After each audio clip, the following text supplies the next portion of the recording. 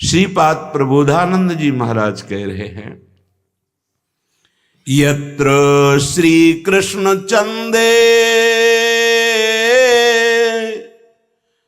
स्मित रुचिर रुचिरे चक्षुराधाय राधा। ओहो, जहां स्वयं श्री कृष्णचंद्र जी महाराज जिनकी आराधना करते हैं वो श्री राधा, उनके मुखमंडल में चकोर की भांति नेत्र लगाए गए, चक्षुराधे राधाम। ये नेत्रों से श्री स्वामिनी जी के मुख चंद्र से जो प्रगट रूपामृत है उसका पान कर रहे हैं। अपने लोग श्रृंगार के बाद गान करते हैं, प्रिया बदन छवि चंद्र मनो प्रीतम नयन चकोर। कैसे कैसे कोई वर्णन करे।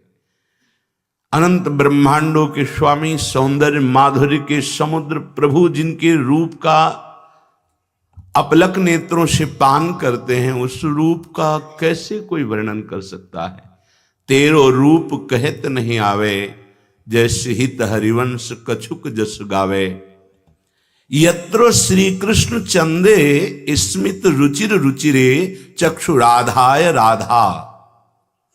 जिनकी आराधना स्वयं श्री कृष्ण चंद्र जी करते हैं, जो मंद मंद मुस्कुराती हुई श्री स्वामी जी वृंदावन नवनिभृत निकुंज में विराजमान हैं।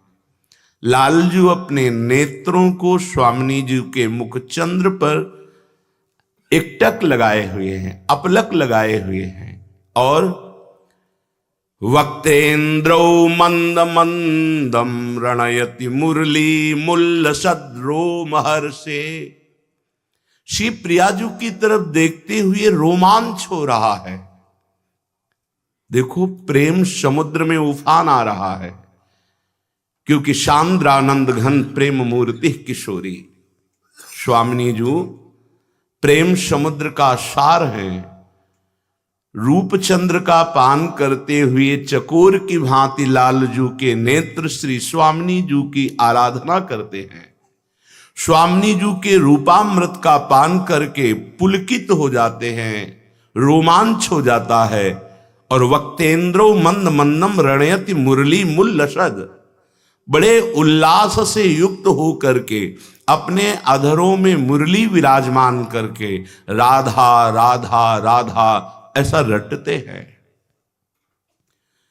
जब ये अपने अधरों में विराजमान करके मुरली नाद करते हैं, तो वैकुंठे ध्यान लीला नाखिल करण गण स्थित प्रभु काम मूर्छा। वैकुंठाधिपति भगवान श्री नारायण बंशी की ध्वनि सुनकर प्रेम विकल मूर्छित हो जाते हैं। कैसी अद्भुत झांकी का दर्शन कर रहे हैं श्रीपाद वृंदावन से। ये कल्पना नहीं है, वो देख रहे हैं।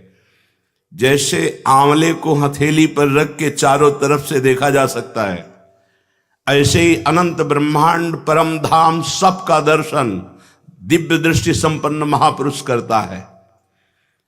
जो त्रिकालज्ञ महापुरुष हैं वो त्रिभुवन को जानते हैं, लेकिन धाम लीलाओं को नहीं। लेकिन जो धामी श्री श्यामा श्याम को देख रहे हैं, उनकी लीलाओं को देख रहे हैं, अब उनकी दृष्टि में कोई भी धाम ऐसा नहीं जिसको ना देख सके।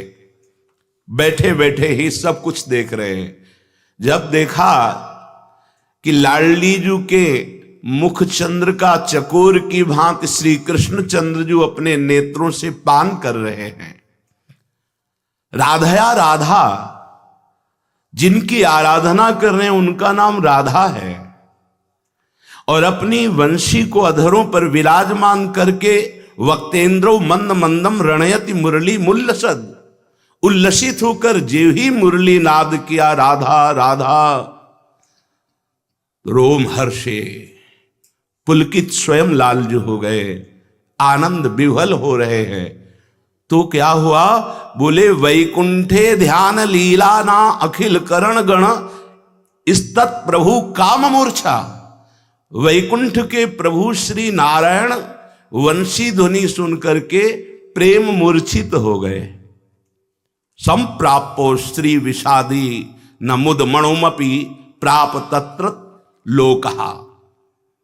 लक्ष्मी जी का स्वभाव चंचल बताया गया है, लेकिन आज वो अपने स्वभाव को भूलकर समाधिस्थ हो रही। समाधिस्थ ध्यान लीला ना अखिल करण। जो प्रभु समाधिस्थ थे वो प्रेम विकल हो गए नारायण, और जो लक्ष्मी जी का स्वभाव चंचल कहा गया है वो प्रेम समाधि को प्राप्त हो रही।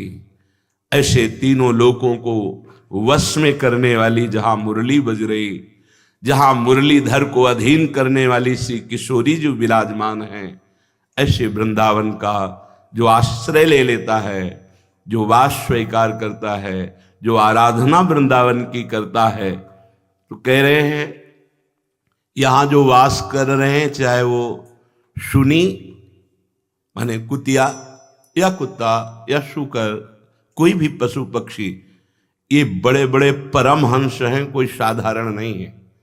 जहां ऐसे प्रिया प्रीतम विराजमान हैं जिनका नाम श्यामा श्याम है, जिनका धाम वृंदावन है, ऐसे वृंदावन के पशु पक्षियों में कभी हे भाव न कर लेना।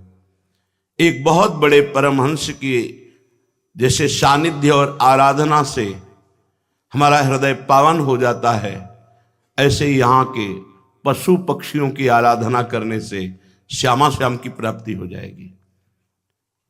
हरिराम व्यास जी कहते, खग मृग पशु पंछी जेया बन के चरण शरण रख लीजिए। आचार्य हैं महाप्रभु हरिवंश चंद्र जी कह रहे, हे राधाया रति ग्रह सुका, हे मृगा हे मयूरा भूयो भूयः प्रणतिभिर्हम प्रार्थे अनुकंपाम।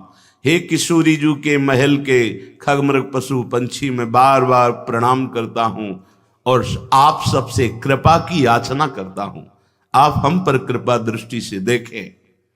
तो श्री वृंदारण्य मन्ने तव रजसी लुठच्छादि देहम च धन्यम। वो देह धन्य है जो एक बार वृंदावन की रज में लौट गई है। अहो भाग्य जो रोज रज का सेवन करते हैं। कई बार प्रार्थना की है, पैसा नहीं लगता है, खूब रजरानी की कृपा है। आप जैसे गिरिराज जी की परिक्रमा से 10-20 किलो रज सोहनी लगाकर एकत्रित कीजिए, अमृत है अमृत। जहां कहीं वृंदावन से रज मिल जाए महान अमृत है। रोज स्नान के बाद जैसे पाउडर लगाया जाता है, ऐसे आप पहले चाल लीजिए और महीन रच करके स्नान के बाद जब लगाएंगे तो पूरे शरीर में के रोम रोम में वो रज, और रज रानी आपके शरीर का स्पर्श कर रहे हैं तो आप प्रिया प्रीतम के स्पर्श का अधिकार प्राप्त कर लेंगे। जैसे एक उपासक आए तो बोले हमें अमुक अमुक अमुक अमुक ऐसे न जाने कितने प्रभु के नाम बताए, साक्षात्कार हुआ है। फिर ऐसे प्रश्न किए जो साक्षात्कार के विरुद्ध होते हैं। साक्षात्कार एक बार होता है, एक बार हो गया तो आजीवन के लिए लुट जाता है। वो पिय मूर्ति नयनन बसे तेहि रस लाय समाये, प्रीतम नेत्रों में बस जाते हैं। पता नहीं कौन सा साक्षात्कार होता है। अरे साक्षात्कार के पहले ऐसी दशा हो जाती है, ना कोई अन्य याद रहती है, ना अन्य कोई चाह रहती है।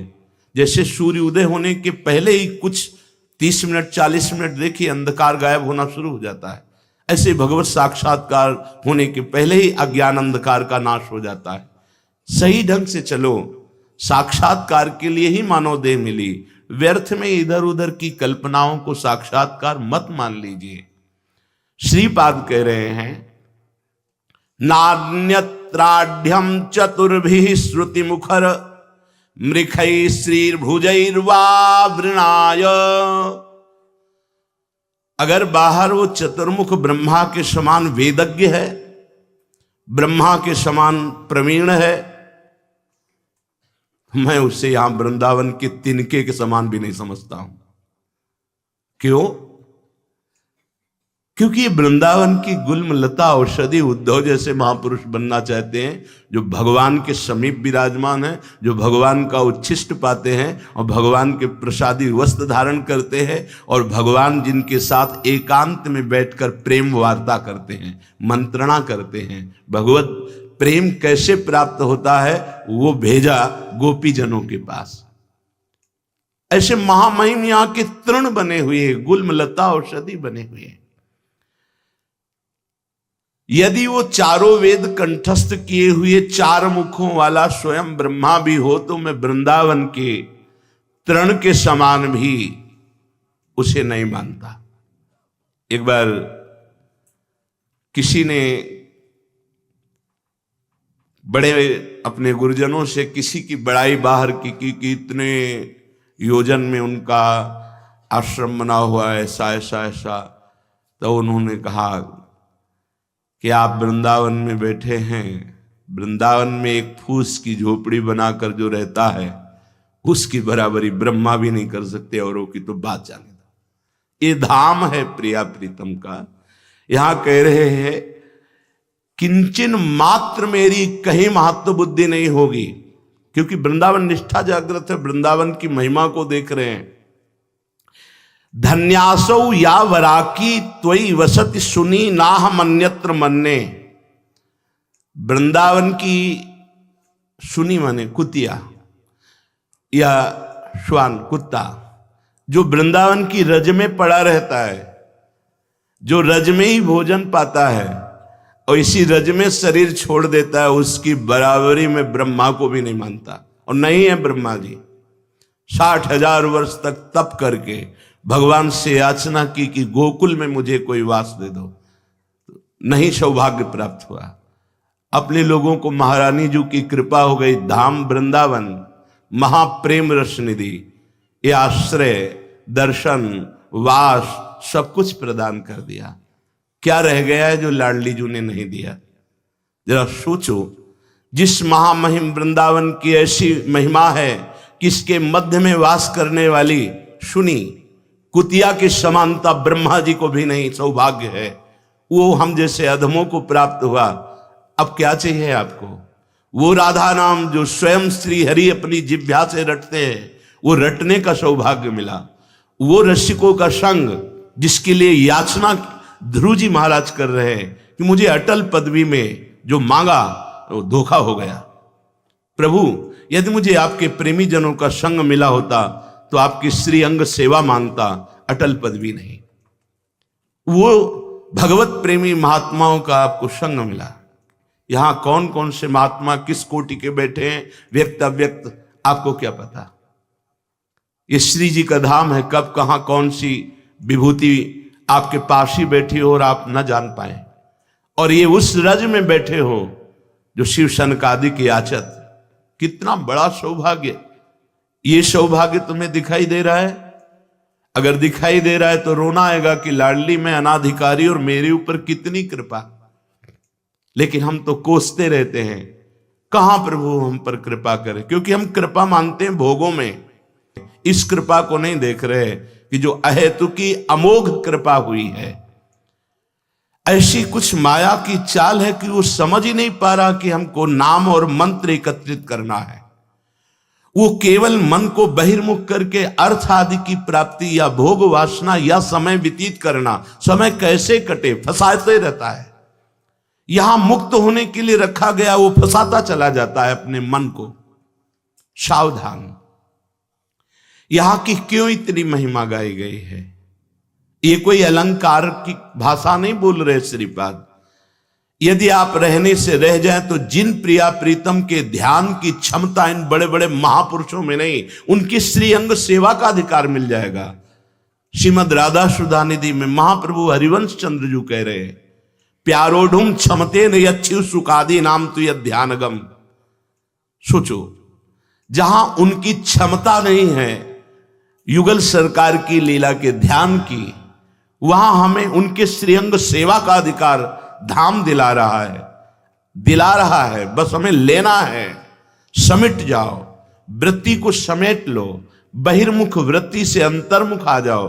रजरानी का सेवन करो, जो उपासना मिली है गंभीर भाव से, उदासीन होकर जगत से निरंतर उसमें लगे रहो, जीवन का परम लाभ मिल जाएगा। लक्ष्मी हस्तावलंब प्रणय वर वधूप्यत धूतात्म तत्वाम। आहा, यदि इस वृंदावन में रजरानी को लगाए हुए हैं, नाम जप कर रहा है, रोमांचित हो रहा है राधा राधा कह के, उसको जो प्राप्त है उसके आगे कह रहे आत्म तत्व स्वरूप लक्ष्मी जी को भी मैं कुछ नहीं समझता। लक्ष्मी हस्तावलंब प्रणय वर वधूप्यत धूतात्म तत्वाम, जो आत्म तत्व स्वरूप है उनको मैं कुछ नहीं समझता। उस उपासक को जो प्राप्त है रज लगाए हुए राधा राधा राधा राधा, और रोमांचित हो रहा है, आनंदित हो रहा है, अहो भाग्य, धन्य धन्य धन्य तेई जे इनके उपास है। आपको क्यों अनुभव में नहीं आता कि आप वृंदावन का आश्रय लिए हैं, आप वृंदावन वासी हैं, आप प्रिया प्रीतम के उपासी हैं, आपको ये आनंद क्यों नहीं आ रहा? क्योंकि आपकी इंद्रियां बहिर्मुख है, आप विषयों में सुख खोजना चाहते हैं। यदि उपासक बाह्यानुसंधि परिवर्धयेत फलम दुर्वासनामेव ततस्ततोधिकाम ज्ञात्वा विवेकैः परिहृत्य बाह्यम स्वात्मानुसंधिं विदधीत नित्यम। बहुत ध्यान देने योग्य बात। अपने को सब कुछ मिल गया, मानव देह मिली, सत्संग मिला, साधना मिली, अगर हम ये मानव जीवन में भगवत प्रेम नहीं प्राप्त कर पाए, तत्वबोध नहीं कर पाए, तो इससे बड़ा घाटा कुछ नहीं होगा। और इसकी पूर्ति पता नहीं किस युग में फिर हमें अवसर मिलेगा, किस जन्म में नहीं, किस युग में, किस काल में बहता चला जा रहा था इस 84 के चक्र में। संस्कृति मांझ बरियाए के पास बीच में रोक दिया प्रभु ने और निकाल करके मानव देह दी, अब अपना कल्याण कर ले, फिर भूल गए। उपासक बाह्यानुसंधि परिवर्धयेत फलम, जब तुम अपनी इंद्रियों को बाहर रखोगे और ये भेद दृष्टि से स्त्री पुरुष, सुख दुख, मान अपमान, विषय चिंतन, तो इसका फल भी उत्पन्न होगा। देख लो, वृंदावन में हो लेकिन कितना प्रेम है प्रियालाल से, आप देखो कई बार दिन में रोते हैं, ये देखिए, कितनी बार तड़पते हैं आप प्रिया प्रीतम के लिए, ये देखिए। आपका मनोरंजन कहां होता है? प्रियालाल की रूप माधुरी, लीला माधुरी, गुण माधुरी नाम या सांसारिक नाम रूप में, सांसारिक भोगों में, सांसारिक वार्ता में? देख लीजिए। बाह्यानुसंधि परिवर्ध ये फलम, फल मिलेगा तुम्हें यदि तुम अपने इंद्रियों से बहिर्मुख होकर विषयों का चिंतन कर रहे हो, तो उसका फल प्रकट होगा, दुर्वासना। और ये दुर्वासना मम सदा परिकर्षयन्ति, दुर्वासना मुझे भोगों की तरफ खींचती है, फिर भोग क्रिया होती है, फिर उस दुर्गति होती है। दुर्गति स्वरूप भ्रम, देहाभिमान दृढ़, नाना प्रकार के भोगों में सत्यत्व बुद्धि गया, यही दुर्गति, जीते जी दुर्गति है। तभी तो जीते जी जीवन मुक्त है। जिसकी इंद्रियां अंतर्मुख हैं, निरंतर प्रभु का चिंतन हो रहा है, उसका फल प्रकट होता है। क्या? दुर्वासना भस्म हो जाती है और वो जीवन मुक्त हो जाता है। जिसकी इंद्रियां बहिर्मुख है, विषयों का चिंतन करता है, उसका फल प्रकट होता है, दुर्वासना बढ़ती है और दुर्व्यवहार रूपी क्रियाएं होती हैं, असत क्रियाएं होती हैं और वो दुर्गति को प्राप्त हो जाता है। इसलिए तुम्हें बार बार इस विवेक का आदर करना चाहिए कि ये भोग तुम्हारे सुख के लिए नहीं है, ये भ्रमात्मक है। तुम शरीर नहीं हो, तुम इंद्रियां नहीं हो, तुम मन नहीं हो, तुम आत्म स्वरूप हो। बिल्कुल ध्रुव सत्य है। देखो, एक छोटी सी यहां स्वर्ण की नाक में पहरी जाती, छोटा सा लौंग जैसा, उसे आप क्या बोलेंगे? स्वर्ण। और सुमेरु पर्वत को क्या बोलेंगे? स्वर्ण। कितना हम यहां वजन का नहीं, जो नाक है इसका आभूषण है तो उसे लौंग कह सकते हैं, उसे नथ कह सकते हैं, बेसर कह सकते हैं, ये नाम रूप उसका अलग हो सकता है, लेकिन है क्या? तो बोलेंगे स्वर्ण। तो सुमेरु क्या है जो 4 लाख योजन का? बोले स्वर्ण। ठीक ऐसे ही ईश्वर क्या है? बोले भगवत स्वरूप। तो जीव क्या है? आत्म तत्व क्या है? बोले भगवत स्वरूप। स्वर्ण की पहचान रखने वाला वजन को नहीं देखता, नाम को नहीं देखता कि ये हार है, ये कुंडल है, ये कर्ण आभूषण है, ये नथ है, वो ये नहीं देखता। वो बोलता है स्वर्ण। कीमत नथ की नहीं है, स्वर्ण की है। ऐसे ही चींटी में, हाथी में, ब्रह्मा में एक ही वो भगवान विराजमान है, इतना भी अंतर नहीं है। वैसे ही आप केवल शरीर भाव से होने के कारण जीव कहलाए गए, नहीं तो जैसे छोटी सी नाक की लौंग वो स्वर्ण ही है, ऐसे ही चींटी के अंदर जो बैठा हुआ परमात्मा वो आत्म तत्व परमात्मा ही है, बिल्कुल अंतर नहीं। वैसे ही तुम्हारे अंदर बैठा हुआ, अपने से लेकर संपूर्ण सृष्टि में एक ही परमात्मा विराजमान है। सच्ची मानी, ये बहुत बड़ा भ्रम हो गया है। 10 आदमी नाव से उतरे तो बोले गिन लो यार, कोई कहीं गिर तो नहीं गया? वो 1 2 3 4 5 6 7 8 9।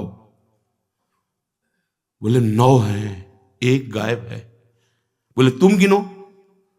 वो 1 2 3 4। तो जो नाविक था उसने कहा 10वें तुम हो, अपने को क्यों नहीं गिन रहे? तुम अपने को भूल कर गिनते रहोगे, गिनती कभी पूरी होगी ही नहीं, 9 ही निकलेंगे, 10वां नहीं मिल पाएगा। वो 10वां तुम हो पक्का। सर्वम खलमिदम ब्रह्म। तो इधर से शुरू करो। छोटा बड़ा नहीं, आकार नहीं, नाम रूप नहीं, वो तत्व सब में समान भाव। सर्वान वस्तु तया निरीक्ष, हरिवंश महाप्रभु।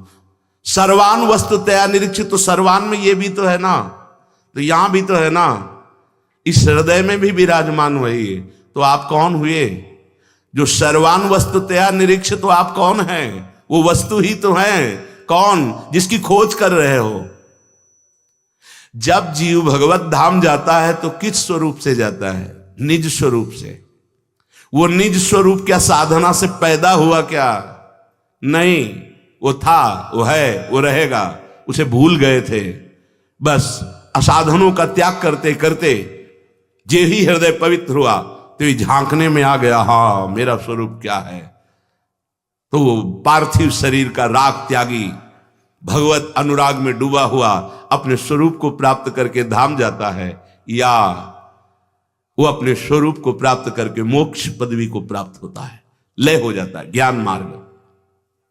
खास बात पकड़ो, बाह्यानुसंधि परिवर्धयेत फलम। ये बहुत बढ़िया बात है। साधक हर समय बहिर्मुख रहता है। बहिर्मुख का मतलब ये सत्य है संसार, इस भाव से व्यक्ति का चिंतन, चाहे स्त्री शरीर का चिंतन, पुरुष शरीर का चिंतन, विषयों का चिंतन, मान प्रतिष्ठा का चिंतन, राग द्वेष का चिंतन, ये बहिर्मुख है। बहिर्मुख का मतलब नहीं कि आंख खोल के नहीं देखता, वो कोई क्रियाएं नहीं करता, वो कोई बात नहीं करता। वो बात करता है लेकिन भगवत स्वरूप में स्थित होकर। वो देखता है सबको भगवत स्वरूप, वो क्रियाएं करता है भगवत भाव में मगन होकर। वो बहिर्मुख नहीं है। चेष्टाएं बहिर्मुख दिखा रही, हर समय वो अंतर्मुख रहता है। बाह्यानुसंधि, वो बाह्य चिंतन कर रहा है, भगवत विमुख चिंतन कर रहा है। तो परिवर्धयेत फलम, उसका फल प्रकट होगा, दुर्वासना। और ये दुर्वासना उत्तरोत्तर बढ़ती जाएगी। परिणाम अशांति, क्लेश, दुख, विक्षेप, डिप्रेशन, ये सब। तुम अपने विवेक का आदर क्यों नहीं कर रहे हो? जो तुम्हें सत्संग में विवेक प्राप्त हुआ उसका आदर करो ना। वास्तविक तुम शरीर नहीं हो। ये 4 दिन के लिए छूट जाएगा शरीर। काम बना लो अपना। तुम न स्त्री हो न पुरुष हो, तुम भगवत स्वरूप हो, मानो। जैसे कहा जाता है कि जीव ईश कैसे हो सकता है, तो है कौन ये, कहां से आया है? तो बोलना पड़ेगा ईश्वर अंश। ठीक है, तो 1 चम्मच गंगाजल क्या बोलोगे? पानी, गंगाजल ही बोलोगे। तो 1 टैंकर गंगाजल ही, और पूरी धारा गंगाजल ही। सिद्धांत से बिलग मत जाओ। पूर्णमदः पूर्णमिदं पूर्णात् पूर्णमुदच्यते पूर्णस्य पूर्णमादाय पूर्णमेवावशिष्यते। सिद्धांत कहता है अगर पूर्ण से कुछ भी बचता है तो पूर्ण ही है। पाणे का लड़का पाणे ही होता है, नहीं तो अविनाशी का बच्चा अविनाशी ही है। बच्चा आत्मस्वरूप अंश, कोई अंतर नहीं। ये अपने हमारी जो दुर्दशा हो गई ये देह भाव में हो गई है। देह भाव में आकर हमारा पतन हो गया। ये भोग, ये देखना, ये सूंघना, ये छूना, इनकी कोई आवश्यकता नहीं है। ये जो अभाव पैदा हुआ है आपके अंदर अपने को भूल जाने, अपने प्रभु को भूल जाने के कारण, अपनी प्रियाजू को भूल जाने के कारण। देखो, अगर साधन करके भगवत प्राप्ति करनी तो ये बात समझना होगा। आज हम संत महात्माओं के पास भी जाते हैं तो केवल अपनी बाह्य कामनाओं की पूर्ति की लालसा लेकर जाते हैं। ये नहीं सोचते कि जो दुख की जड़ है उसमें आग लगा दें, जड़ से दुख को नष्ट कर दे। वो एक ही उपाय है, भगवत प्राप्ति। भगवत प्राप्ति सतत भजन से होती है, चिंतन से होती है। जो इस बात को हर समय जानता रहता है, देखो पकड़ना बात कि वास्तविक मैं शरीर तो नहीं हूं। शरीर पंचभूतों से रचा है। अगर हमको यहां से कैंसर हो जाए तो यहां कटवाने में कोई फर्क नहीं पड़ेगा। कटवा दिया, अंग कटवा दिया, और पूरा कैंसर से भी बड़ा भयानक ये दुर्वासना अनंत जन्मों से लगी हुई है। इसके लिए पूरे शरीर को छोड़ना होगा, शरीर का राग छोड़ना होगा। शरीर को छोड़ने का मतलब शरीर का नाश नहीं है। शरीर का नाश करोगे दूसरा मिल जाएगा, शरीर भूत का मिल जाएगा, न जाने कितनी गंदी योनियां हैं उनमें चले जाओगे। शरीर का राग छोड़ना है। अब मुझे भगवत प्राप्ति करनी, इसमें इतनी आग है कि शरीर का राग भस्म हो जाएगा। मेरे प्रिया प्रीतम कैसे मिलेंगे? भस्म हो जाएगा शरीर का राग। नाम जप करो, देखो ये आग पैदा हो जाएगी। अंतर दाव लगी रहे धुआं न प्रगटे कोय, कह जाने दिल आपनो या जा सिर बीती होय। पूज्यपाद उड़िया बाबा को ऐसी मुमुक्षुता जागृत हुई कि जीना नहीं, अगर ब्रह्मबोध नहीं तो जीना नहीं। 3 दिन 3 रात तीर्थराज प्रयाग के खंडहर में अपने शरीर को ऐसे, कितनी दृढ़ता, कुछ अनुभव नहीं हुआ। अब क्या करें? कैसे अनुभव हो मैं आत्मस्वरूप हूं? ये शरीर का राग कैसे नष्ट हो? तो नष्ट कर देता हूं शरीर को। क्या जोर की मुमुक्षुता कि शरीर रखना भार लगने लगा। फेंक दिया, लौकी का कमंडल था गंगा जी में, ऊपर का वस्त्र भी फेंका और कहा अपने हाथों से पानी काटूंगा नहीं और डूब के शरीर को छोड़ देता हूं अगर ब्रह्मबोध नहीं होता। फिर मुमुक्षुता इतनी प्रबल थी कि चैन नहीं ले, तो क्या शरीर छोड़ने से ब्रह्मबोध हो जाएगा? फिर रुक गए। क्या करूं, कैसे आत्मबोध हो? भगवान शंकर जी के मंदिर में जाके लेट गए। ऐसी उन्मनी अवस्था, ऐसी उदासीनता, वो केवल उसी स्थिति का महापुरुष जानता है। देहरी पे सर रखा, लिंग पे चरण रखा और लेट गए। या तो ब्रह्मबोध हो या मृत्यु हो, इतनी प्रबल इच्छा। भगवान नर नारायण प्रकट हुए और उपदेश किया। बस उसी समय से समाधान चित्त का 18 घंटे पद्मासन में, एक कवल अन्न, केवल एक कवल, एक मुंह में एक बार जितना आ गया, बस 24 घंटे में। तब अपने स्वराज सिंहासन पर स्थापित हुए। अपने को बड़ा सरल मार्ग मिला है प्रियाजू की करुणा का। वही स्थिति, देह भाव रहित स्थिति भोरी सखी की देखी गई, परमानंद दास जी की, बड़े बड़े महापुरुषों की देखी, पर बहुत सरल मार्ग। हम बाह्य विषयों में जब तक सुख बुद्धि करेंगे तब तक कोई भी आनंद नहीं मिलेगा, चाहे जिस मार्ग से चलो। वो केवल देह का नाटक चलता रहता है। भगवदानंद लेस अंदर प्रकट नहीं हो सकता बहिर्मुख वृत्ति होने के कारण। तुम ऐसा क्यों नहीं समझते हो कि तुम शरीर नहीं हो? ये शरीर की मांग, ये इंद्रियों की मांग, ये मन की मांग तुम अपनी मान करके अधर्म आचरण, पापाचरण करते चले जा रहे हो। और आचार्य महापुरुष जन कहते, वाहे निरुद्धे मनसः प्रसन्नः तुम मनः प्रसादे परमात्म दर्शनम। सीधी बात। त्यागाच्छांतिरनंतरम, हमारी को अंदर से बुद्धि कहती है भोगाच्छांतिरनंतरम, ये जो जलन हो रही भोग लूं तो शांत हो जाएंगे। शास्त्र क्या कह रहा है? हमारी इंद्रियां जो बाहर जा रही इनको रोक लो। वाहे निरुद्धे मनसः प्रसन्ना, अखंड प्रसन्नता प्राप्त हो जाएगी। और उसी अखंड प्रसन्नता में मनः प्रसादे परमात्म दर्शनम, उसी प्रसन्नता में भगवत साक्षात्कार होता है। तस्मिन् सुदृष्टे भवबंधनासो बहिर्निरोधः पदवी विमुक्ते। उसी समय आवागमन चक्र नष्ट हो जाता है, जे ही वो परमात्म दर्शन करता है। इसलिए बाह्य विषयों के भोग की चाह को रोक दिया, वही मुक्त पदवी में बैठ गया, वही जीवन मुक्त हो गया। कितना सुंदर स्पष्ट वर्णन है। यदि बाह्य पदार्थों विषयों को भोगने की लालसा को रोक दिया तो मन में एक आनंद मीठा मीठा उत्पन्न होता है। जैसे जैसे भगवत चिंतन अंदर बढ़ता जाता है, आनंद बढ़ता जाता है, उसी आनंद में, उसे आनंद की उद्रेक में परमात्मा का साक्षात्कार होता है। और साक्षात्कार होते ही संसार बंधन विध्वंस हो जाता है। अर्थात भोगों से मन को हटा लेना ही जीवन मुक्त अवस्था का अनुभव करना है। पूरा जीवन इसी में लगे, ये खा लें, ये सूंघ लें, ये भोग लें, ये देख लें, ये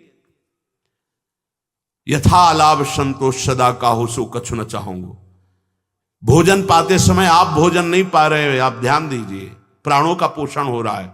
जो मिले रूखा सूखा राधा राधा राधा, अपने कर्तव्य कर्म को कर रहे हैं। ये मानव जीवन मिला है, इसलिए हमें कोई फल नहीं चाहिए। हमें जीवन मुक्त होना, हमें भगवत प्राप्ति परम फल चाहिए। सुख दुख ये एक क्रम है, आता जाता रहेगा प्रारब्ध की रचना से शरीर में। आप उससे निरपेक्ष रहिए, आप पुरुषार्थ कीजिए भगवत प्राप्ति का। हृदय प्रसन्न होता है भोग रहित वृत्ति से। पूरे समुदाय लगा हुआ है भोग युक्त प्रसन्नता चाहना। कौन सुखी है? आप लोग जो कल्पना करते होंगे वो पद वाले, वो संपत्ति वाले सबके दर्शन होते हैं।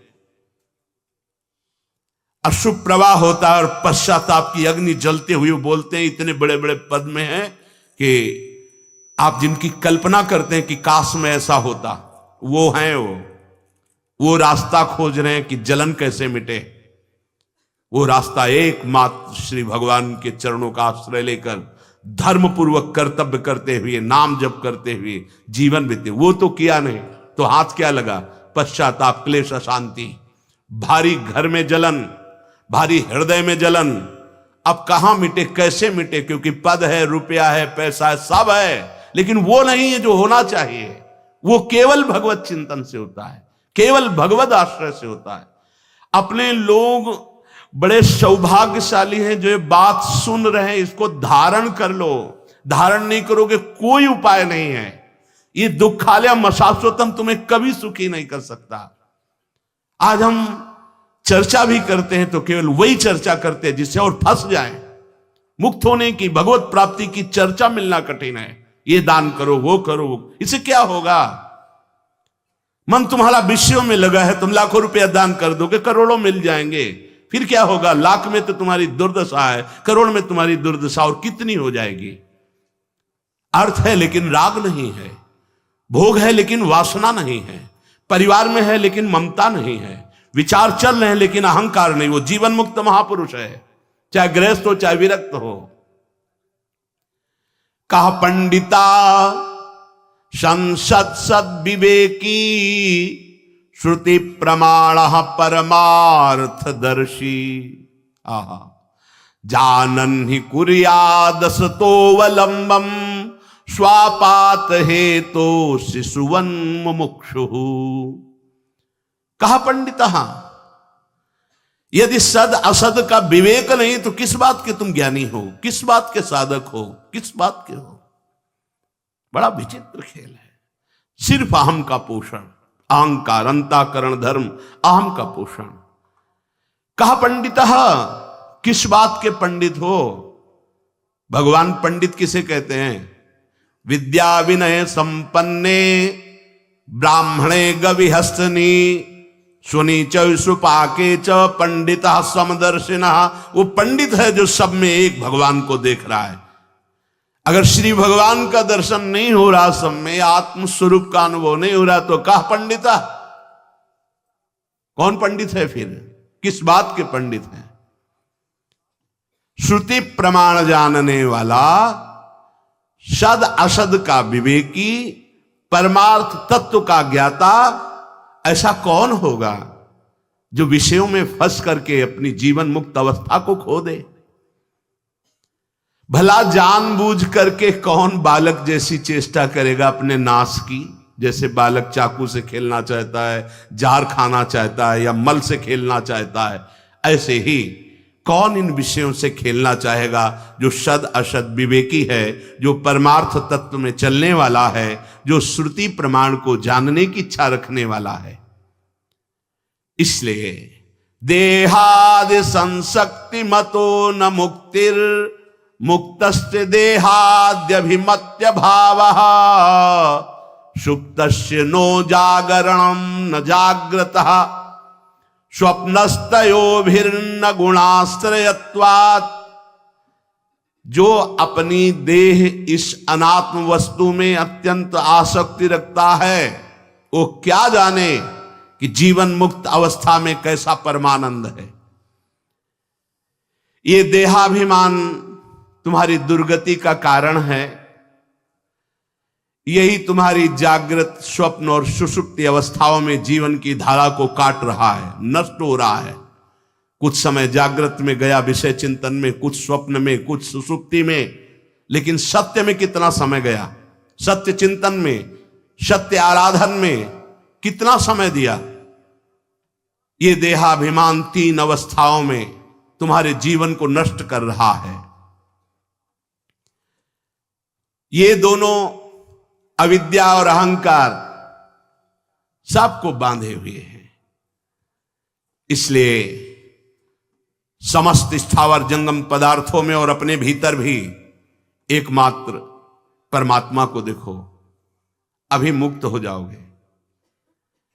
अपने भीतर भी अंतर बहिर स्वम स्थिर जंगमेशु ज्ञानात्मनाधारतया विलोक्य।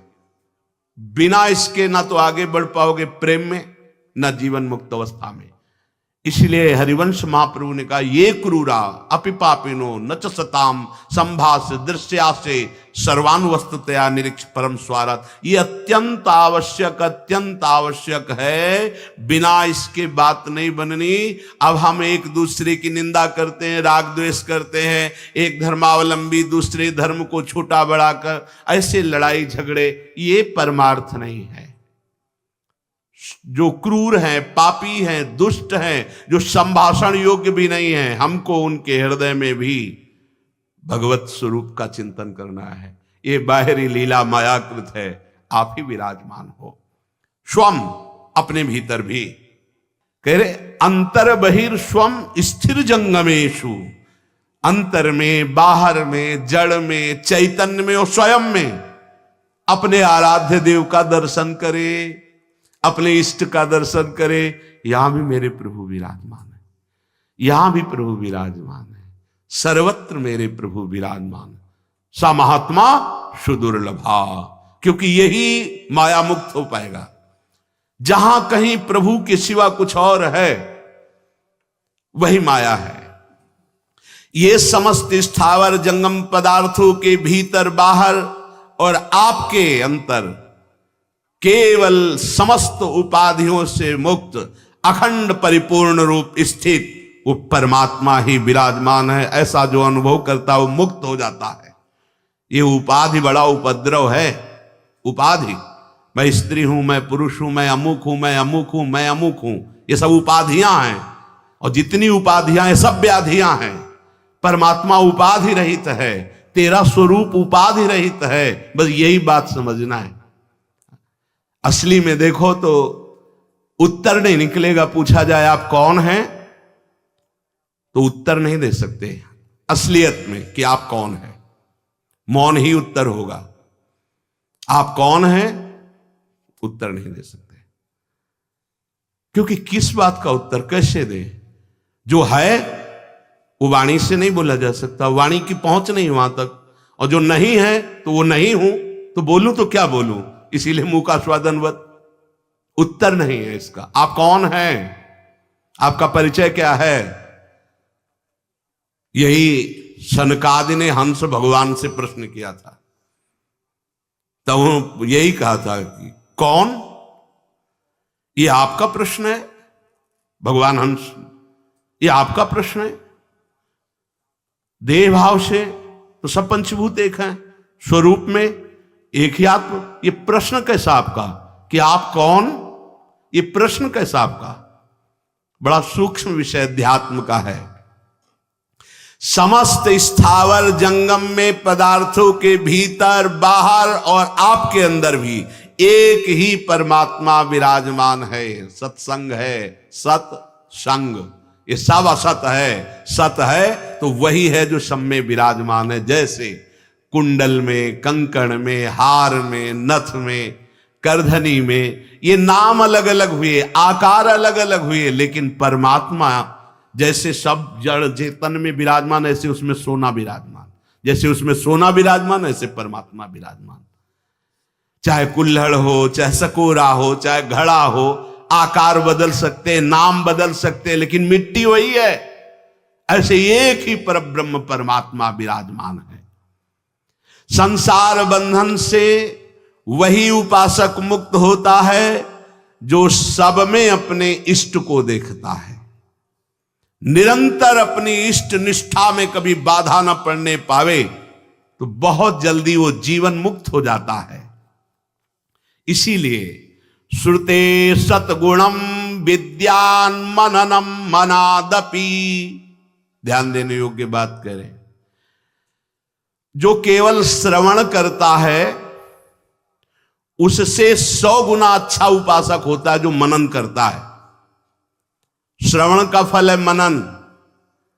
आज क्या सुना, तो आपको कुछ शब्द बिल्कुल कंठस्थ होने चाहिए कि पूरे सत्संग में आज हमने 5 बातें पकड़ी, 4 बातें पकड़ी, 1 बात पकड़ी, कुछ तो पकड़ना चाहिए। जब आपसे पूछा जाए कि आज सत्संग सुना जी, क्या बहुत बढ़िया था? नहीं, बढ़िया तो सत्संग होता ही है। सत्संग में क्या सुना? नहीं जी, बढ़िया ही था, हम तो समझ। तो ये सत्संग ने आपने नहीं सुना। या करे श्रुते सतगुणम विद्यान मननम मनादपि, जो सुना उससे मनन किया, ये 100 गुना लाभ प्रदान करेगा। एक सुन के चला गया और एक सुन के मनन किया, तो मनन करने वाले को 100 दिन सुनने का जो लाभ है वो प्राप्त हो गया। 100 गुना लाभ प्राप्त हुआ। लाभ ही प्राप्त करने के लिए बैठे हो तो पकड़ो ना कोई बात, कोई तो बात पकड़ लो पूरे सत्संग में। जो श्रवण मात्र केवल करके चला जाता है उससे 100 गुना लाभ प्राप्त होता है। विद्यान मननम मननादपि, उसने मनन किया। गोकर्ण जी ने संपूर्ण श्रोताओं को श्रीमद् भागवत की कथा सुनाई, लेकिन विमान धुंधकारी के लिए आया। गोकर्ण जी ने प्रश्न किया भगवत पार्षदों से कि आपको विमान बहुत से लाने चाहिए, क्योंकि बहुत से श्रोताओं ने श्रीमद् भागवत सुनी। भगवत पार्षदों ने उत्तर दिया कि सुनी तो सबने, लेकिन मनन नहीं किया।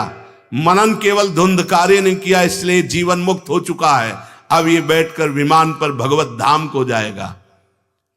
अब अगर इन सबको विमान चाहिए तो पुनः भागवत सुनाइए और सब मनन करें उसका, तो विमान आ जाएगा।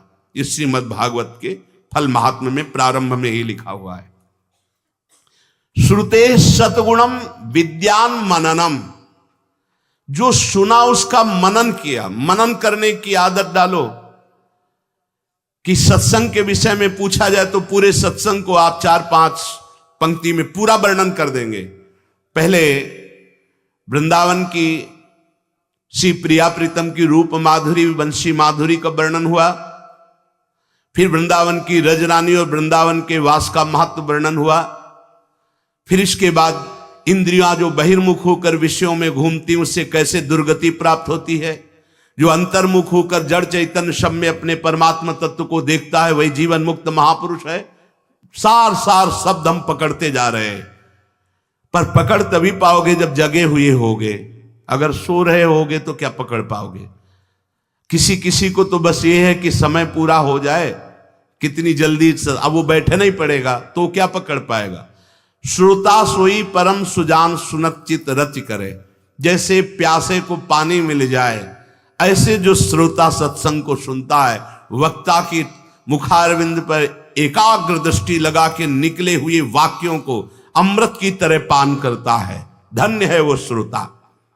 श्रुते सतगुणम विद्यान मननम, सुनने मात्र से काम नहीं चलेगा, इसे मनन करना पड़ेगा। जो मनन करता है उससे 100 गुना फल प्राप्त होता है।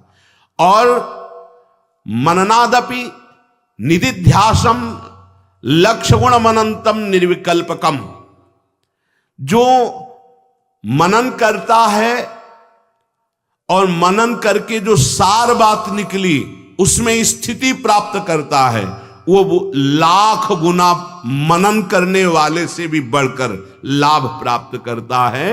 वही अपने इष्ट में अचल स्थापित हो जाता है। सुना, मनन किया और मनन का सार जो मिला उस पर चल पड़े, अपनी स्थिति बना ली, वही परमात्मा स्वरूप को प्राप्त होता है। योगस्य प्रथमं द्वारम वांग निरोधो अपरिग्रह निराशा च निरीहा च नित्यमेकांतशीलता। इस परमार्थ मार्ग में चलने वाले पथिक की पहली सीढ़ी है कि अपनी वाणी पर अंकुश कर ले। वांग निरोधो, योगस्य प्रथमम द्वारम, मौन का आश्रय ले लो। ज्यादा बोलने का अभ्यास ही नहीं होना चाहिए, बड़े अपराध बन जाते हैं, निंदा स्तुति बन जाती है, दोष दर्शन होने लगता है, वो साधक गिर जाता है। मौन का स्वभाव बनाना चाहिए। जड़ मौन यहां वृंदावन में ठीक नहीं। यहां हम राधा राधा बोलेंगे, प्रभु की चर्चा बोलेंगे, कोई प्रश्न करेगा तो जो शास्त्र सम्मत बात है उत्तर देंगे, नहीं तो मौन रहेंगे। प्रपंच की तरफ से पूर्ण मौन होना चाहिए। आपको पहली बार कोई खड़ा करके बात कर रहा है, समझ में आया कि इससे बात करना प्रभु को भूल जाना है, अगली बार से वो कहेगा राधे राधे, उत्तर नहीं देना। श्री हरिवंश, उत्तर नहीं देना। अंदर से श्री हरिवंश बोले, चल दिए। हमें किसी से क्या लेना देना? हम किसी का अहित नहीं करेंगे, अमंगल नहीं करेंगे, हम किसी पर दोष दर्शन नहीं करेंगे, पर हम अपनी वृत्ति को भगवदाकार करने आए हैं। ये नहीं कि कोई हमसे बोले तो हम बोलना जरूरी है, नहीं। कोई प्रश्न करे तो बोलना जरूरी नहीं। उपासक हो, आप कृपा करें तो बात कर लें, ना चाहे तो बिल्कुल आपके ऊपर कोई शासन नहीं कि आपको बात करना ही पड़ेगा, ऐसा सिद्धांत नहीं है। योगस्य प्रथमम द्वारम वांग निरोधो, सबसे पहली साधना है वाणी को रोक ले। बोलने से बहुत शक्ति नष्ट हो जाती है। जैसे हम भगवत चर्चा करें तो इससे शक्ति बढ़ती है, लेकिन प्रपंच की वार्ता करने से वाणी की शक्ति नष्ट हो जाती है। जब आपकी जबान अपवित्र हो गई तो नाम कैसे चलेगा? जब वाणी अपवित्र है तो आपके अंदर शास्त्री कैसे शब्दों का भाव आ पाएगा? नहीं आ पाएगा। महावाक्यार्थस्य विचारिताम, आप नहीं विचार करने की क्षमता वाले रहेंगे। यदि आपने व्यर्थ की बातें शुरू कर दी, अश्लील भाषण बोलते, गंदी भाषा बोलते, तो आप में कभी विचार शक्ति ही नहीं रह जाएगी कि आप शास्त्रों के, संतों के वाक्यों का मनन करने की सामर्थ्य रखें। खो देंगे सामर्थ्य। बहुत अमृतमय वचन निकलते हैं मौन वाणी को पावन रखने वालों के, एकदम शहद में डूबे हुए वचन।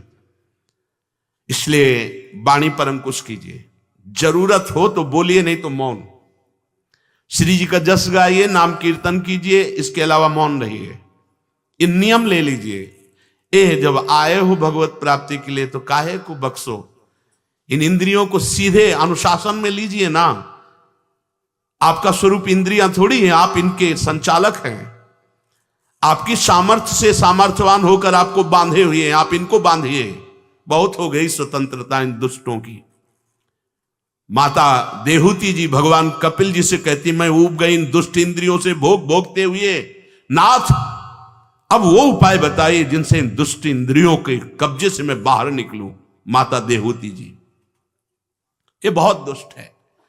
ये कुछ मिनट तो लगेगा, बहुत शांत है और भगवत स्वरूप में लगने वाली हैं, और एक क्षण में गिरा के ऐसे नरक में खड़ा कर देंगी जहां पश्चाताप ही होता है, हाथ कुछ नहीं लगता। योगस्य प्रथमम द्वारम वांग निरोधो, फिर अपरिग्रह। पहला द्वार है वाणी पर शासन कीजिए। हम वाणी गायन करेंगे, श्री जी के लीला चरित्र, नाम कीर्तन, इसके अलावा मौन। कई साधकों को यह स्पष्ट आज्ञा करी श्री जी की प्रेरणा से कि आप नहीं बोलोगे, तो उसका पालन करना चाहिए।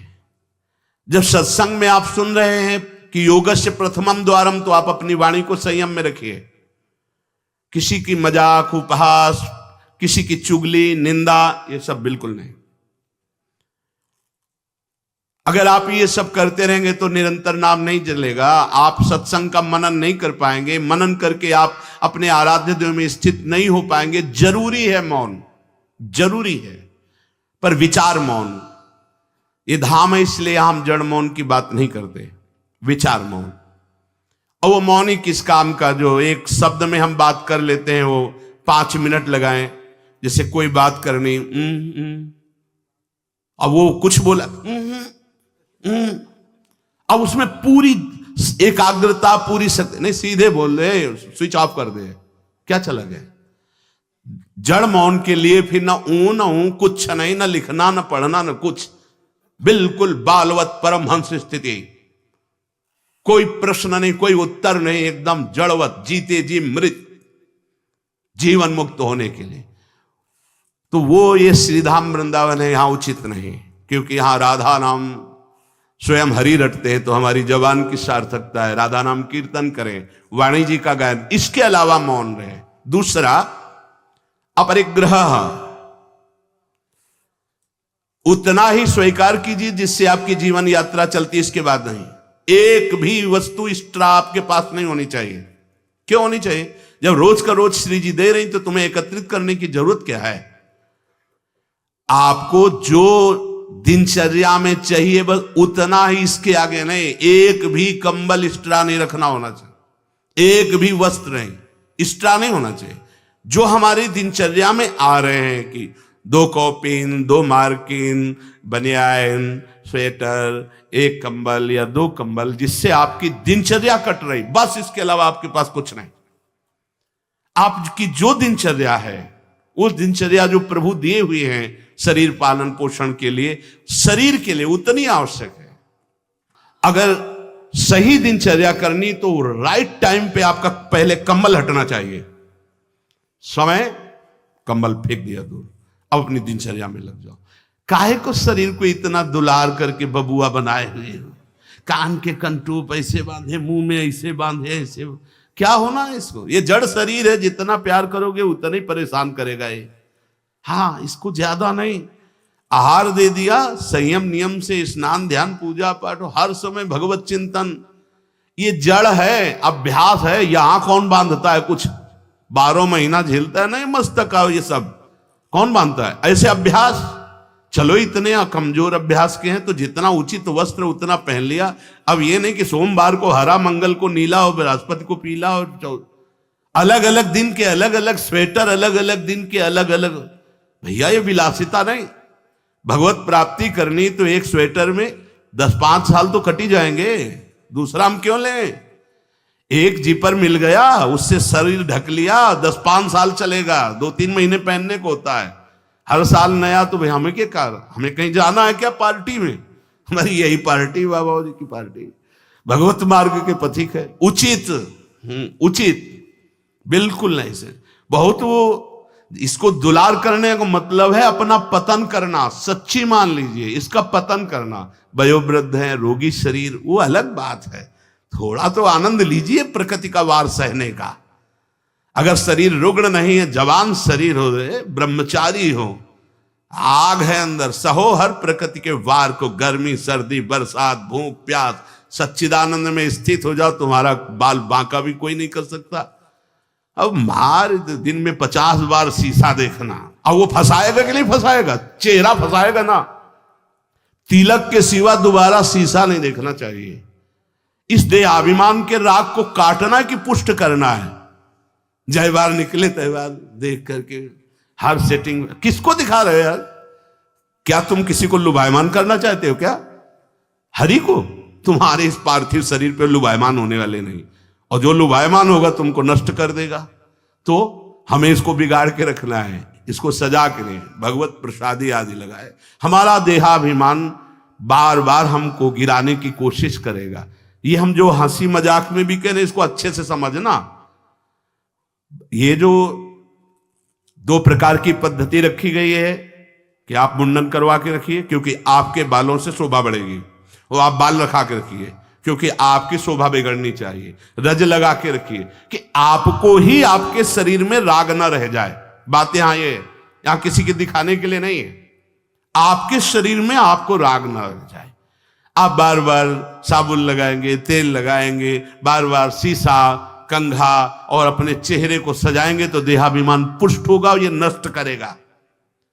कुछ नहीं है, बड़ी दुर्गति है, मान लीजिए।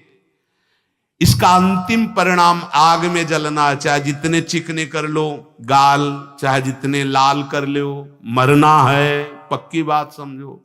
तो जीते जी अमरत्व क्यों नहीं प्राप्त करते? अरे ऐसा रूप प्राप्त करो जिसमें गाल लाल ही रहते हैं, लालिमा लगानी नहीं पड़ती। श्री जी की दासी लक्ष्मी कोटि विलक्षण लक्षण लसल लीला किशोरी सतई, करोड़ों लक्ष्मी आश्चर्यचकित हो जाए, ऐसा रूप श्री राधा दासियों का है। गीध देह तज धरि हरि रूपा, गीध ने शरीर त्यागा, हरि रूप होकर धाम जा रहा है। बाहरी लाली लगाने से थोड़ी हरि मिल जाएंगे, बाहरी श्रृंगार से थोड़ी हरि मिल जाएंगे। प्रार्थना मान लीजिए कुछ दिन का है, धोखे में मत फंसिए। ये धोखा है। खेत में रक्षा करने वाले एक धोखा टांगते हैं, पैंट शर्ट टोपी लगा के, वहां कोई नहीं होता, लेकिन पशु धोखे में हो जाते हैं। ये धोखा है। अगर पशुवत बुद्धि रखोगे तो ये धोखा तुम्हें पूरे जीवन, पूरा का पूरा जीवन नष्ट कर देगा। इसी धोखे से निकलने के लिए हमें अवसर मिला है। योगस्य प्रथमम द्वारम वांग निरोधो अपरिग्रह। वाणी से मौन रहिए, जितनी आवश्यकता है उतना वस्त्र लीजिए। एक संत भगवान आए थे, एक मार्किन ऐसे बांधे हुए थे, साल उड़ाया, तो बोले आपकी आज्ञा इसलिए ओढ़ लेते हैं। तो हम कहा किसी बाहर निकल के किसी को दे देना, हमारी श्री जी की प्रसादी, इसलिए हमारी प्रसन्नता के लिए। तो उनका ओढ़ लेते हैं, पर महाराज हम रहते ऐसे ही हैं। हम कहा धन्य है, नौजवान हो, बहुत सुंदर है। तो हम कहा आप बाहर जब निकलना किसी को देखना ऐसे आवश्यक है तो आप दे देना। तो बड़े प्रसन्न हुए, आदर करके उन पर हृदय में आदर हुआ उनका कि नहीं मुझे नहीं चाहिए, मैं तो जैसी रहनी से रहता हूं। हमने घटिया घाट है एक फर्रुखाबाद फतेहगढ़ की तरफ, वहां रुके हुए थे। एक महात्मा को देखा, वयोवृद्ध थे, एक पतली मार्किन, माघ महीना, ये कौन सा माघ चल रहा है, यही तो चल रहा है, मकर संक्रांति का अवसर। तो वहां रामनगरिया लगती है 1 महीने के लिए, जैसे प्रयाग में कुंभ में लगता है, तो गंगा किनारे हर साल मकर संक्रांति में हजारों लोग 1 महीना वास करते हैं, रोज गंगा स्नान त्रिकाल करते हैं। उन महात्मा जी के समीप रात्रि में गए तो शरीर कांप रहा था और मंत्राकार वृत्ति, एक झोपड़ी में बैठे हुए थे। बड़ी लज्जा लगी हमें अपने ऊपर कि हमारा जवान शरीर है, 30-35 वर्ष पहले की बात, और हम 1 मार्किन पहने, 1 मार्किन ओढ़े, ये तो केवल 1 मार्किन पे है, तो हमारा क्या कर्तव्य बनता है, हमको ये भी फेंक देना चाहिए। ये वयोवृद्ध हैं और मौन है, तो उनसे प्रार्थना की कि यहां आश्रम से एक कंबल ले आए, आपका शरीर कांप रहा है। ऐसे मुस्कुरा के कहा नहीं। तो चोट पे चोट लग रही थी कि धिक्कार हमारे जीवन को, ये वयोवृद्ध होकर इतना तितिक्षापूर्ण जीवन, और हम जवान होकर के इसको सह नहीं पा रहे। आप सच्ची मानना, जो तितिक्षापूर्ण है बहुत जल्दी भगवत साक्षात्कार होता है। भगवान आदेश करते तास तितिक्षस्व भारत। आज हम केवल शरीर दुलार में अपने समय को नष्ट करते हैं, शरीर पोषण में। भाई देखो, ये छोटी छोटी बातें आपको देखने में लगती होंगी बड़ी बात है, यही आपको आपके आराध्य देव से विलक किए हुए हैं। महीना भर आप केवल ऐसे आहार करके देखिए कि जिसे तुम्हारा मन कहता अच्छा उसको हटा दीजिए। आज थोड़ा त्याग मत वर्णन कीजिए, आज थोड़ा हमारे उदर में परेशानी है तो हमें केवल आप रोटी और सब्जी दीजिए। महीना भर केवल रोटी सब्जी उचित। आप देखो, अगर आपके अंदर का रजोगुण तमोगुण नष्ट ना हो जाए तो कहना आपके अंदर सात्विक भाव आ जाएगा, मंत्र में स्थिति होने लगेगी। अब आप, हमने देखा है जैसे गुलाब जामुन, कचौड़ी, पकौड़ी, ये सब कहीं जैसे भिक्षान्न में मिली भी और भर पेट पा लिया, तो वो रस नहीं आया भजन में। जो एक सूखी रोटी ऐसे चबा के गंगा जल पी करके जो रस आता है ना, वो नहीं आता है। सच्ची मानिए, पहले के बड़े बड़े भजनानंदी महापुरुष अपने जीवन को ऐसे ही। तो अपरिग्रह, ये बहुत बड़ी बात है, साधक यहां चूक करता है। देखो, आप लोग तो इतने बढ़िया अवसर पे हैं कि आपको ना किसी से मांगना है, ना आपको अपनी कोई परवाह होनी चाहिए, क्योंकि श्री जी व्यवस्था कर रही है। आपको जो वस्त्र उचित है वो ले लीजिए, जो भोजन उचित है, और अपनी सेवा और मंत्राकार वृत्ति। आपको किसी से कोई मतलब ही नहीं। आपको तो भिक्षान्न के लिए भी नहीं जाना है, अपने आप आकाश वृत्ति से प्रभु देते हैं। तो आपका रूम आपकी कुटिया है, आपकी दिनचर्या एक स्वयं की दिनचर्या है। आपके रूम में अपरिग्रह दिखाई देना चाहिए। बिछाने का, एक ओढ़ने का, जो आप जितना सहन कर सकते हैं उतना। अगर आप एक कंबल से रात काट सकते हैं तो दूसरी मत डालिए, चाहे 10,000 रखे हो, आपको क्या मतलब है? पूरी सृष्टि में सब भोग सामग्री आपके लिए है क्या? अपरिग्रह, हम जहां चूक करते हैं उसको पक्के से बांध लीजिए, अभी आनंद की धारा में आ जाओगे। वाणी को कंट्रोल, शासन। आवश्यक है तो बोलेंगे, नहीं तो मौन। दूसरा, उतना ही स्वीकार करेंगे जितने की आवश्यकता है। भगवदानुभूति के लिए एक बार तो आग लगनी चाहिए जीवन में, कि जीवन मृत तुल्य होना चाहिए। यहां जरा सा साधन बना कि पोस्टर बैनर में आ गए, प्रशंसा में आ गए, कैसे भगवत प्राप्ति होगी? अपरिग्रह। और आगे, निराशा च निरीहा च नित्यमेकांत शीतला।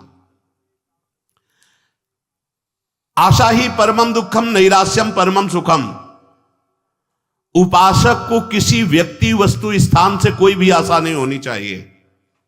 हाथ जोड़ के तुम्हारे कमरे में पहुंचा दिया जाएगा तुम्हें जो आवश्यक है। तुमको आके रजिस्टर में लिखने की जरूरत नहीं, तुम्हें मांगने की जरूरत नहीं है। तुम निष्ठापूर्वक ध्यान दे करके देखिए, ये देखा गया जीवन में, जिस समय जो आवश्यकता होती है हाथ जोड़कर वो आता है। कौन? जिसकी शरण में हो, समझ नहीं पाते, और कहता है ये वस्तु ले लो, तो आश्चर्य होता है कि ये बात कैसे कोई जान गया कि मुझे आवश्यकता थी, मेरे शरीर को आवश्यकता थी। जितनी जो आवश्यकता उतना। इसके बाद आशा ही नहीं, निराशा हमारा परम पद में पहुंचाने वाला मार्ग है। आशा ही परमम दुखम नैराश्यम परमम सुखम। किसी व्यक्ति से किसी वस्तु की आशा बिल्कुल नहीं होनी चाहिए। तब लग जोगी जगत गुरु, जब लग रहा है निराश, जब आशा मन में भई जग गुरु जोगी दास। आशा नहीं होनी चाहिए। आशा एक ही बात की होनी चाहिए, कब किशोरी जो मिलेंगी। आशा से दास्यम वृषभानु जाया तीरे समध्यास, जब भानु जाया, कब मैं अपने स्वरूप में स्थित होऊंगा। इसके अलावा कोई आशा नहीं। शरीर की आवश्यकता है। मान लो यहां सुविधा है कि भाई आप यहां से ले लीजिए, तो आप ले लीजिए, नहीं तो किसी से मांगने की जरूरत नहीं। कभी तो ऐसे रहना सीखो ना कि कोई आशा नहीं, कोई इच्छा नहीं, और आप हृदय की बात जानते हो। आप देखना, आपको जो शरीर की जरूरत हो आप देखते रहना, देते रहना। बिल्कुल बिल्कुल वो एक एक कदम पर देखते हैं। जो अव्यवस्थित, तो हमने देखा है एक एक कदम पर व्यवस्था। आपको अपने स्वामी पे विश्वास होना चाहिए, आशा किसी से नहीं। आशा एक राम जी से दूजी आशा छोड़ दे, नाता एक राम जी से दूजो नाता तोड़ दे। यह संसार आशा में ही तो दुख को प्राप्त हो रहा है। पिंगला वैश्या को भगवान दत्तात्रेय जी ने गुरु माना, क्योंकि उसने आशा का त्याग कर दी। आशा नहीं। अब मैं पुरुषों से आशा करती थी, अब परम पुरुष से आशा करूंगी, अपने आत्मस्वरूप से। अब किसी की जरूरत नहीं, मैं किसी से रमण की आशा नहीं करूंगी, एकमात्र अपने आत्मस्वरूप। उसी समय उसको गुरु मान लिया। पहला वाणी का मौन, उचित बोलो। दूसरा सामान उतनी रखो जितनी आवश्यकता हो। तीसरा किसी से आशा मत रखो। चौथा निरीह, किसी भी तरह की लोक परलोक की कोई कामना नहीं। बड़ा आनंद। अभी देखो जीवन मुक्त हो जाओगे। किसी से लोक की कोई आवश्यकता नहीं, लोक वस्तु की, और निरीह कोई कामना नहीं। कितना हृदय अभी आनंदित हो जाएगा, प्रसन्न हो जाएगा। जैसे पीछे कहा कि अंतर्मुख होकर निष्काम होकर जो भजन होता है उसमें मन प्रसन्न हो जाता है। उसी अखंड प्रसन्नता में परमात्मा साक्षात्कार होता है। निरीह, कोई इच्छा नहीं। आज क्या पाएंगे, कोई इच्छा ही नहीं आनी चाहिए। कुछ स्पेशल प्रार्थना होती, कुछ स्पेशल तो राधा नाम है, राधा रूप है, वो आप दे सकते हो तो दे दीजिए, नहीं वो तो नहीं, तो फिर और स्पेशल क्या हो सकता है। ये तो सब पार है संसार के। ये साधक उपासक, चाहे गृहस्थ हो चाहे विरक्त, एक निष्ठा होनी चाहिए, एक निष्ठा। एक नए साधक को हमने देखा कि कपड़ा ऊपर से पड़ा था और गमछा पेट में बंधा था। जब प्रसाद पाने के लिए बैठे, किसी जगह हम रहते थे, वो आए थे मंडली से, तो हम संतों पर बहुत सूक्ष्म दृष्टि, उनके व्यवहार, उनके आचरण से, क्योंकि सब कुछ सीखने को मिलता है। तो देखा कि खींच के पेट में गमछे से गांठ बंधी थी जब प्रसाद को बैठे, और पहले नहीं बंधी थी। तो उनके नजदीक गए और कहा, महाराज जी इसका क्या रहस्य, आप गमछा बांधे? बोले साधन में एक उचित आहार चाहिए। तो मुझे पता चल जाता है, जहां थोड़ा पाया तो इतने में हम इतनी गमछा नाप का, उसमें 3 गांठ, तो उतना नित्य। बोले कभी ज्यादा आहार नहीं, यद्यपि ये प्रथम साधना के लिए ऐसा है, नहीं तो एक सामने से आहार का निश्चय किया जाता है। इतना आहार, फिर चाहे कितना अमृत हो उसके ऊपर नहीं होना चाहिए। साधु को बार बार नहीं लेना चाहिए। ये जो नहीं पूड़ी बोले हाँ डालो, खीर हाँ 4 पूड़ी रख दो, इतने सब्जी रख दो, दोबारा आप पूछिएगा किसी से, हमारे से पूछने की जरूरत नहीं। ऐसे ही दिनचर्या नहीं। गरम भैया, गरम और नरम दोनों से मतलब नहीं। महापुरुषों ने देखो, एक बार उड़िया बाबा प्रसाद पवा रहे थे स्वयं खड़े होके, तो 2 प्रकार की पूड़ी बनवाई थी, एक पतली और पकी हुई, और एक मोटी लंबी कच्ची। पकी हुई नीचे रख दिया और कच्ची वाली ऊपर रख दिया, और आप खड़े हो गए। ऐसे सब नवीन साधक ऐसे पार। उनमें से 50 नीचे वाली पूड़ी ऊपर करके शुरू किया, और कई साधक ऊपर से शुरू किए। तो जो नीचे वाले तुमसे कहा खड़े हो जाओ, अब वो तो महापुरुष थे, जाओ ब्याह करो जाके, गर्मा गर्म बहू के हाथ पाना, बाबा जी बनने लायक नहीं हूं। ऐसे सीधे डांट लगे, कान पकड़ा, महाराज जी गलती हुई। नहीं, आपने ऊपर वाली को नीचे क्यों किया, नीचे वाली को ऊपर क्यों किया? क्योंकि वो पकी थी ना, तुम्हारी स्वाद पर दृष्टि थी ना, इसलिए स्वाद का पोषण करना है तो घर जाओ। भगवत मार्ग में चलने के लिए स्वाद मिटाना है, केवल भगवत स्वाद लेना है, भगवत आनंद का स्वाद लेना है। कितना कठिन लग रहा होगा? कुछ कठिन नहीं है। जब लक्ष्य बन जाता है भगवत प्राप्ति, तो सब सहज हो जाता है। नहीं खान पान ते भावे है, नहीं कोमल वसन सुहावे है, सब विषय लगे ते खारा है, हरि आशिक का मग न्यारा है। समझो इस बात को। यहां इतना डबल होता जा रहा है शरीर, चर्बी बढ़ती जा रही है, पीछे भी पेट में भी, कि आसन में अगर कहा जाए पद्मासन में 20 मिनट बैठो तो बैठने की हिम्मत नहीं रह गई। तो क्या साधना करोगे? बिल्कुल ये बात होश में रखिए। शरीर को बढ़ावा देना बिल्कुल अपना नाश करना है। उचित आहार ऐसा कि पाने के बाद तुरंत आसन में 1 घंटे बैठना पड़े तो आपको कोई परेशानी न हो। मान लीजिए आप उदर नहीं हैं, आप प्राण नहीं हैं, आप रसेंद्री नहीं हैं, आप मन नहीं है, उचित आहार दीजिए, रात दिन भजन में लगी, अभी सात्विक भाव आ जाएगा। सात्विक भाव नहीं आ रहा। ईमानदारी से देखिए आप कितना समय मोबाइल में नष्ट करते हैं। जिनके पास मोबाइल है, ईमानदारी से देखिए आप कहीं अंतर्मुख अध्यात्म की वृत्ति से युक्त हो पाएंगे? आप रजोगुणी भोजन करते हैं, आप टच वाला मोबाइल रखते हैं, आप अधिक समय उसमें, भले आप इधर उधर, क्या समय नष्ट कर रहे हो। एक एक सेकंड इतना है। जब कोई जरा सी व्यर्थ की बात करता है तो चिड़चिड़ाहट पैदा होती कि ये तुम अपना समय नष्ट कर रहे हो, समय नष्ट कर। अरे जितने सेकंड में हम राधा राधा बोलते उतने में तुमने व्यर्थ बात सुना दी, व्यर्थ बात। चलो गृहस्थ आश्रम में व्यापार नौकरी आदमी तो उसको बेचारे को व्यवस्था है, लेकिन आप भगवत मार्ग के पथिक गए। आपका बिल्कुल एक एक मिनट बड़ा कीमती है। एक एक मिनट जगत मंगल के लिए है। हम 1 मिनट में 10 बार 20 बार नाम लेंगे और वो नाम जगत को देंगे कि जगत का मंगल हो, तो हमारी साधुता सुरक्षित हो गई। निरीह इच्छा रहित और नित्य में एकांतशीलता, नित्य एकांत में शांत भाव से, शीतल भाव से। एकांत बहुत खतरनाक है नवीन उपासक के लिए, यह अनुभव की बात है। जहां आप अपने कमरे में जाएं तो समाज से ज्यादा सावधान हो जाएं। पक्की बात कह रहा हूं। समाज में तो बहुत शालीन गंभीर स्वभाव अपने को रखना ही पड़ेगा, क्योंकि हजारों की दृष्टि है। एकांत में किसी की दृष्टि नहीं है, उसकी दृष्टि है जिसके लिए आप बाबा जी बने हो या जिसके लिए आप भगत बने हो। अब एकांत आपका कहां जा रहा है वो खुद देख रहा है। जो शास्त्र शीर्षा पुरखा सहस्राक्षा सहस्त्रपात, वो प्रभु देख रहा है कि तुम्हारी एकांत में प्रिय वस्तु क्या है। मोबाइल, सांसारिक नौटंकी नाटक, या विषय चिंतन, या विषय क्रिया, वो देख रहा है।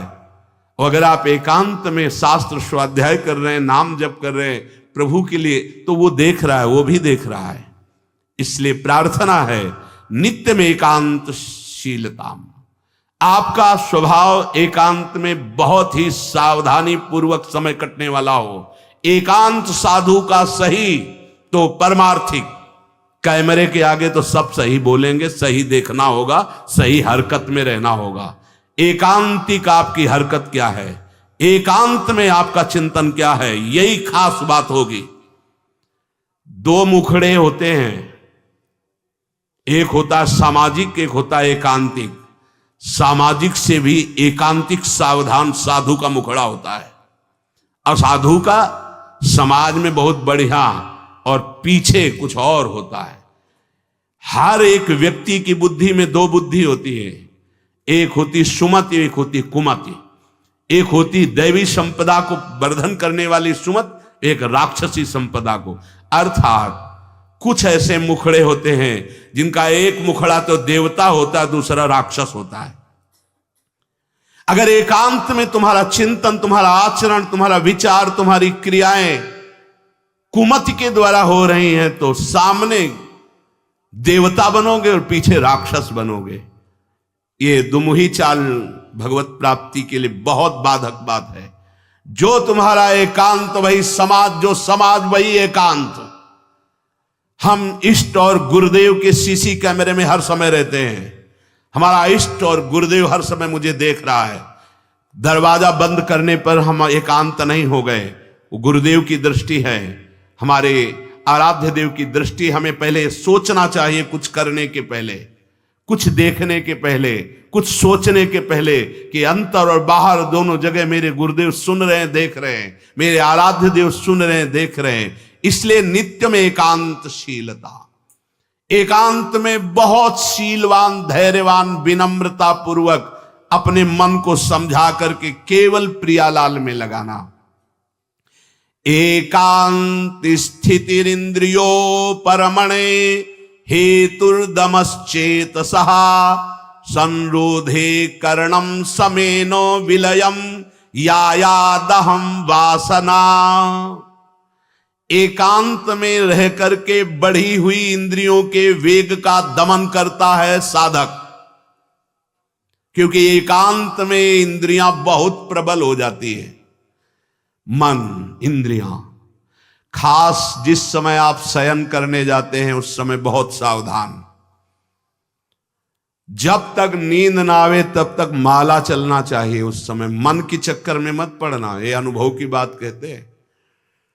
जब तक आपको नींद ना आवे तब तक बैठ जाइए, माला चलाना शुरू कर दीजिए। शयन के समय खास, जिस समय आप अपने कक्ष में गए शयन करने, मोबाइल हो तो सबसे पहले कमरा बंद करने के पहले स्विच ऑफ करो, उसको बंद करो मोबाइल को। प्रार्थना मान लेना, अगर प्रार्थना मान लोगे तो प्रार्थना करने योग्य हो जाओगे। गेट बंद होने के पहले स्विच बंद होना चाहिए मोबाइल का।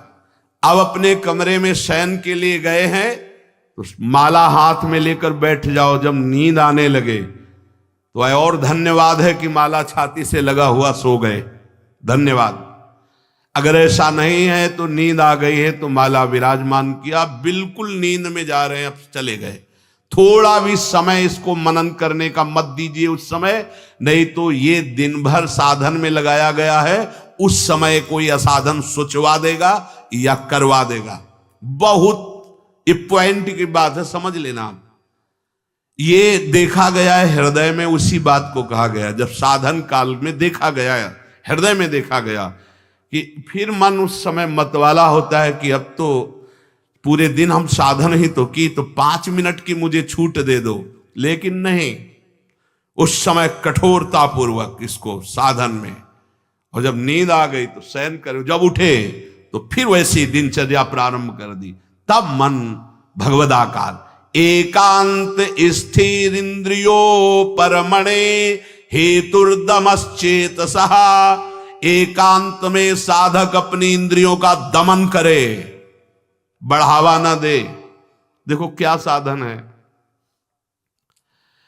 पहले दर्शन होते थे संत भगत भागवत जन, अब भी कुछ महापुरुष भी होंगे, यहां ठाकुर जी की छवि या गुरु जी की छवि, यहां से स्मार्ट मोबाइल लगा रहता है, छाती में स्मार्ट मोबाइल।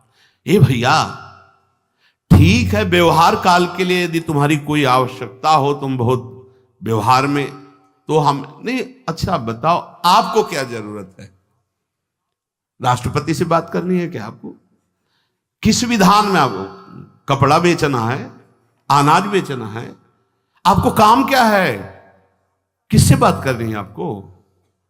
जिनकी विशेष व्यवहारिक कोई सेवा गुरुजनों से मिली, वो तो बात उतनी ही केवल जितनी मिली है।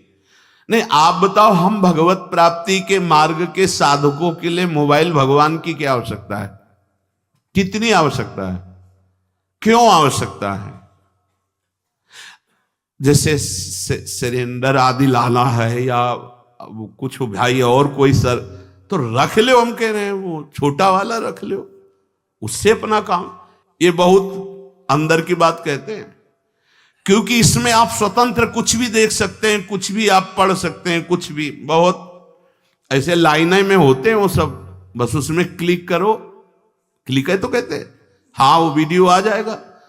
वो वीडियो आ जाएगा तो तुम्हारा अंदर का वीडियो गायब हो जाएगा, परमार्थ वाला। एकांत स्थिर इंद्रियों पर हेतुर्दमश्चेतसा, दमन कर दो इंद्रियों का। ये कहां सीखोगे, कब सीखोगे, किस देश में सीखोगे, यदि धाम में रहकर इंद्रियों का दमन करना ना आया। इंद्रियों का दमन कर दो। इंद्रिय दमन होने से चित्त का स्वयं निरोध हो जाता है, और चित्त की वासना का नाश होते ही योगी को परमानंद का अनुभव हो जाता है। यह है खेल। इंद्रियों का दमन हुआ, मन और चित्त एक ही बात है। चित्त का निर्वासनिक होना, ब्रह्मानंद का स्फुरित हो जाना, भगवदानंद का स्फुरित हो जाना, और फिर स्फुरित होकर अविचल भाव में स्थित हो जाना। यही जीवन मुक्त अवस्था मुनि की होती है, महात्मा की होती है। साधक सिद्ध अवस्था को प्राप्त हो जाता है। इसलिए जो सत्संग में सुना उसका मनन किया जाए, उसको जीवन में धारण किया जाए। देखो बड़े भाग्य से सत्संग ये मिल रहा है जो शास्त्र सम्मत, मन का और आसक्त संसार में हो जाना, मन का भंजन होकर परमात्मा प्राप्ति के लिए चलना, ये तो बहुत ही कठिन। आप सुन रहे हो, हम बड़े कृपा पात्र हैं जो आप सुन रहे हो। आप सुन रहे हो तो हम बड़े कृपा पात्र हैं कि आप ये सत्संग सुन रहे हो। नहीं तो इस सत्संग के सुनने के लिए अपने आप से गा लो, अपने आप से सुन लो, वो तो सुनने को मिलेगा क्योंकि उसमें, लेकिन इसमें सुना है, इसमें नाश नाश नाश, काट काट, हर संबंध, हर विषय, हर मनोरंजन काट, फिर आकर के अपने स्वरूप में स्थित हो गया। हम आपके ऋणी हैं जो आप ये सत्संग सुन रहे हैं, और अगर इस सत्संग को सुनकर मनन करके आप जीवन में धारण कर लेंगे तो सच्ची मानिएगा इसी जन्म में भगवत प्राप्ति हो जाएगी, जो अत्यंत कठिन है। नहीं तो विषय रस बढ़ाने वाला, संसार पे सत्यत्व बुद्धि करने वाला, नाना प्रकार के भोगों की प्राप्ति का उपाय बताने वाला, ये तो बात मिल सकती है, ये प्रवचन मिल सकता है, लेकिन समस्त संशयों को छिन्न भिन्न करके परमात्मा स्थित करने, ये तो जब द्रवहि दीन दयालु राघव तो साधु संगति पाइए। इसलिए लाभ ले लीजिए। ये हम कह रहे हैं इसलिए नहीं, ये बहुत बड़ा संयोग बना है प्रभु का। जैसे आंधी कभी कभी आती है, ऐसे ही हरि की अनुग्रह रूपी आंधी चल गई है। अगर इस आंधी में उड़ गए तो प्रभु के पास पहुंच जाओगे, और नहीं तो आगे कलयुग की आंधी ऐसी आ रही है जो काली आंधी है, जिसमें मार्ग ही नहीं दिखाई देगा कि सतमार्ग किसे कहते हैं। जीवन का लाभ ले लीजिए। अपनी इंद्रियों को ज्यादा बहिर्मुख मत कीजिए, नाम जप कीजिए, भगवद आश्रित रहिए। जो सुनिए तो मनन कीजिए, ना पकड़ पाए तो बार बार सुनिए। आजकल तो सुविधा है कि आप इसे 1000 बार सुन सकते हैं। बार बार सुनिए, ये जरूर सुनिए, क्योंकि ये तुम्हारे मन का नाश करेगा जो वासनामय है, तुम्हारी इंद्रियों का दमन करेगा। इंद्रिय और मन को बढ़ावा देने वाला कुसंग होता, सत्संग नहीं।